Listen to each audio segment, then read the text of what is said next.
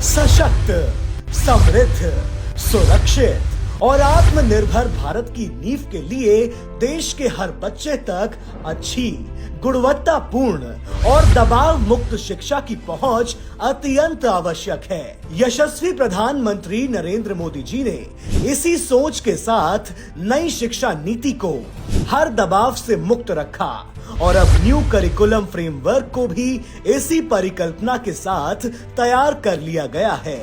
New curriculum framework के तहत अब साल में एक बार होने वाली बोर्ड परीक्षाएं 2 बार होंगी।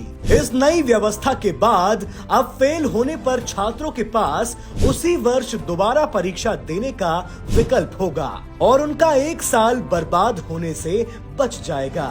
कांग्रेस राज वाली उबाऊ और भारी भरकम शिक्षा व्यवस्था को मोदी जी की सरकार ने इतना आधुनिक बना दिया है कि यदि छात्र किसी एक विषय में अपने प्रदर्शन से संतुष्ट नहीं है तो दोबारा केवल उसी विषय में परीक्षा देकर अपना प्रदर्शन बेहतर कर सकता है।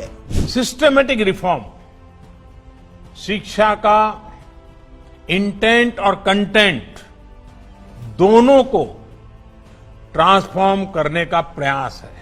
इतना ही नहीं, साल में 2 बार होने वाले बोर्ड एग्जाम में यदि विद्यार्थी को ऐसा लगता है कि वो किसी परीक्षा के लिए पूरी तरह तैयार नहीं है तो वो केवल उन्हीं विषयों की परीक्षा दे सकता है जिसमें उसकी पूरी तैयारी हो और अन्य विषयों की परीक्षा देने हेतु वो अगले एग्जाम में बैठ सकता है।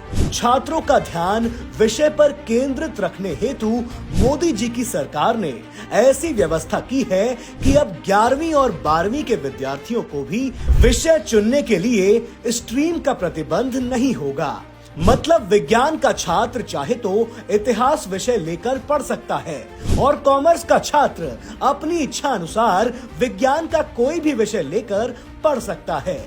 मोदी जी की सरकार ने न केवल ठंडे बस्ते में पड़े शिक्षा व्यवस्था को आधुनिक बनाने का काम किया है बल्कि बच्चों के उज्जवल भविष्य के लिए जीडीपी का 6% शिक्षा पर खर्च करने का भी प्रावधान किया है। छात्रों के सपनों को साकार करने के प्रति ये प्रधानमंत्री मोदी जी की गंभीरता को दिखाता है।